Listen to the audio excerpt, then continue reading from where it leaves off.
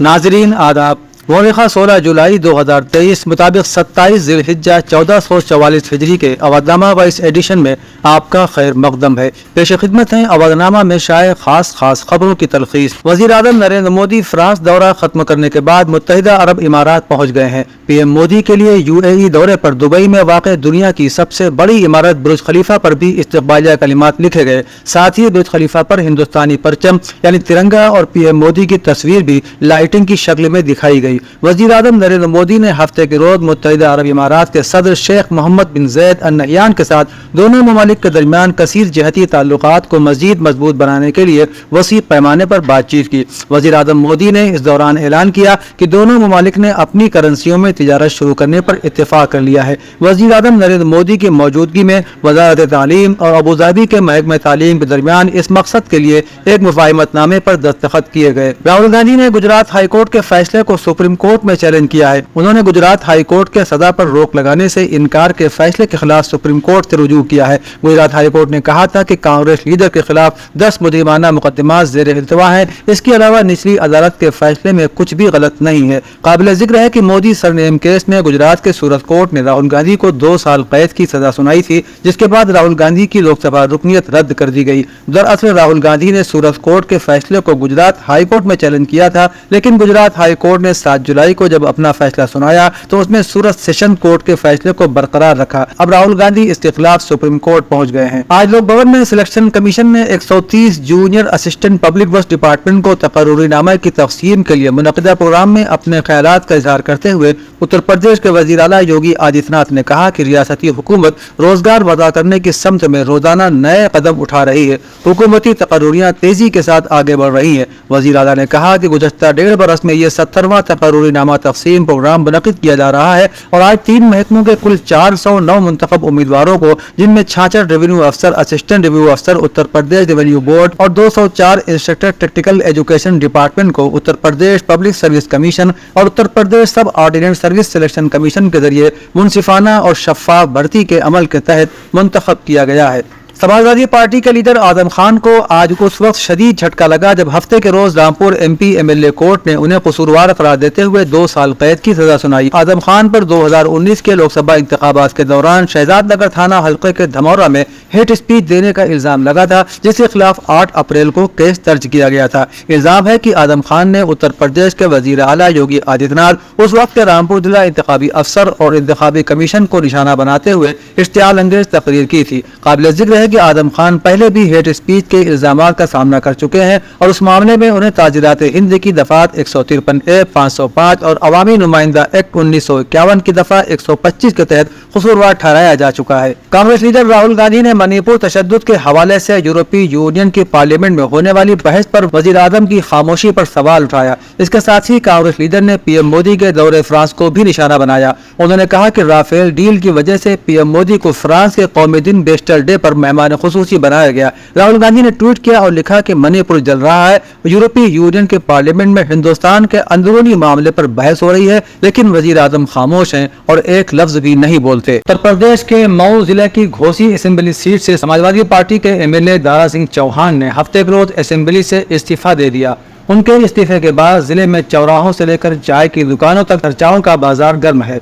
लोग इसे 2024 के लोकसभा इंतखाबात से जोड़ रहे हैं। दारा सिंह चौहान के सियासी कद को देखें तो वो 2 मरतबा राज्यसभा के रुकन, 1 बार लोकसभा के रुकन और 2 मरतबा MLA रह चुके हैं। इस्तीफे के बाद से दारा सिंह चौहान के दोबारा बीजेपी में शामिल होने की कयास आराइयां हो रही हैं। सोशल मीडिया पर हामियों ने दारा सिंह चौहान को विकास पुरुष कहा, जबकि मुखालिफिन उन्हें पलटू राम कह रहे हैं। चंद्रयान 3 यानी हिंदुस्तान का तीसरा चांद मिशन कई साइंसदानों की अनथक मेहनत का नतीजा है। इन्हीं साइंसदान में से एक है रितु क्रीधार, जिन्हें आज सभी रॉकेट लेडी और रॉकेट वुमेन के नाम से पुकार रहे हैं। लखनऊ की बेटी रितु के बारे में बताया जाता है कि बचपन में जब भी उन्हें खाली वक्त मिलता था तो अपने स्कूल के मैदान में तन्हा बैठी देर तक वो आसमान को टकटकी लगाए देखती रहती थी। आखिरकार आसमान से अपनी इस दिलचस्पी को ताबीर देते हुए उन्होंने चंद्रयान 3 में अपना अहम ताउन पेश किया।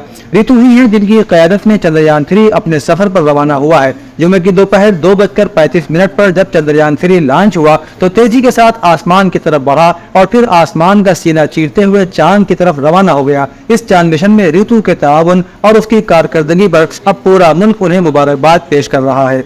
All India Muslim personal law board की तनकीद करते हुए पसमानदा मुस्लिम महाज से कौमी नायब सदर वसीम राइन ने कहा कि जब बोर्ड में इस पसमानदा समाज का कोई नुमाइंदा नहीं है तो मौलाना मदनी किस मुंह से तमाम मुसलमानों की बात करते हैं।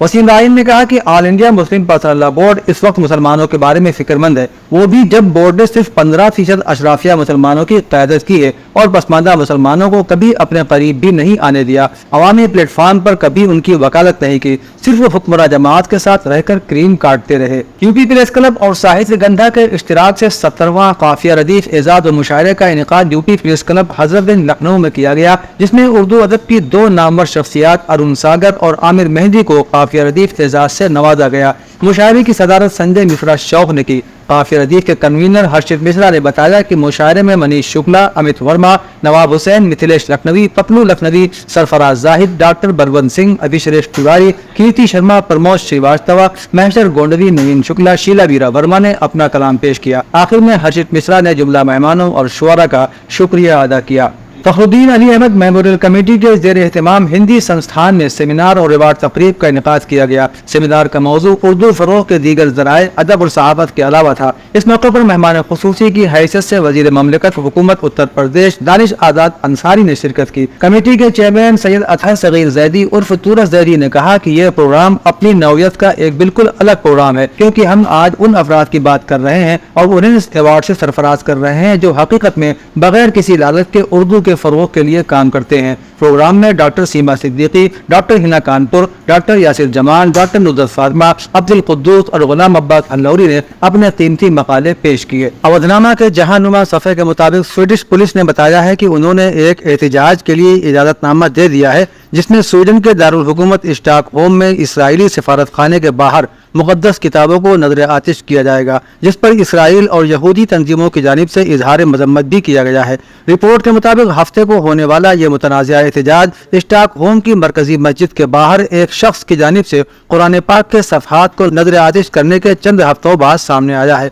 पुलिस को एहतजाज के लिए दी गई दरख्वास्त के मुताबिक मुजाहरे में तौरेत और इंजील को जलाना शामिल होगा, जो कुरान पाक की बेहुरमती का रद्द अमल है, और ये आज़ादी इजहार राय की हिमायत का इजहार भी होगा। हॉलीवुड के अदाकार जेसन स्विडिक्स और हजारों दीगर ने 6 दहाइयों से ज्यादा अरसे में हॉलीवुड की सबसे बड़ी स्क्रीन एक्टर्स गिल्ड हड़ताल में स्क्रीन राइटर्स में शमूलियत इख्तियार कर ली है। हड़ताल के दौरान अदाकार फिल्मों में नजर नहीं आएंगे और न ही फिल्मों की तशहीर करेंगे। अदाकारान मुसन्निफीन के साथ हड़ताल में शामिल हो रहे हैं, जो मई में तनख्वाह, काम के हालात और सनअत में मसनूई ज़हानत यानी AI के इस्तेमाल के बारे में फिक्रमंद होकर वॉकआउट कर गए थे। HBO की जानशीनी के मरकजी अदाकार ब्रायन कॉक्स ने BBC को बताया कि यह हड़ताल साल के आखिर तक भी जारी रह सकती है। दुनिया में सबसे कम बदउनवान करार दिए जाने वाले मुल्क सिंगापुर के वजीर ट्रांसपोर्ट को एक आला सतह के करप्शन के इल्जाम में इंसदाद बदउनवानी के महकमे ने गिरफ्तार कर लिया। रिपोर्ट के मुताबिक वजीर को गैर मामूली नौयत की तहकीकात के सिलसिले में गिरफ्तार किया गया, जिसमें मुल्क के एक अरबपति होटल टाइकोन की भी तफ्तीश की जा रही है। सिंगापुर के करप्ट प्रैक्टिस इन्वेस्टिगेशन ब्यूरो ने जुमे को देर गए एक ईमेल बयान में पहली बार गिरफ्तारी की तस्दीक करते हुए बताया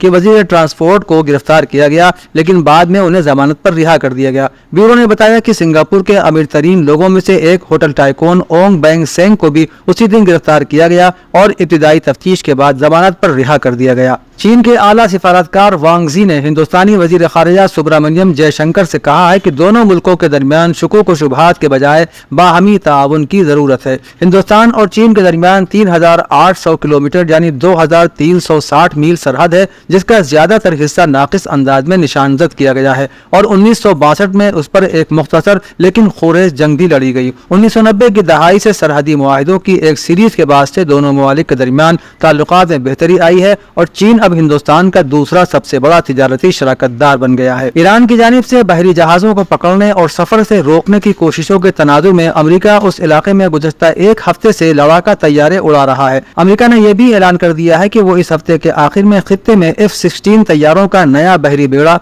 खलीज में भेजेगा। उसका कहना है कि यह इक़दाम ईरान की जानिब से आबनाए हिरम्ज में तेल के बहरी टैंकर्स पर कब्जे की ईरानी कोशिशों के जवाब में किया जा रहा है। अवधनामा में शाये खबरें और मज़ामीन को मुकम्मल तौर पर पढ़ने के लिए www.awadnama.com पर विजिट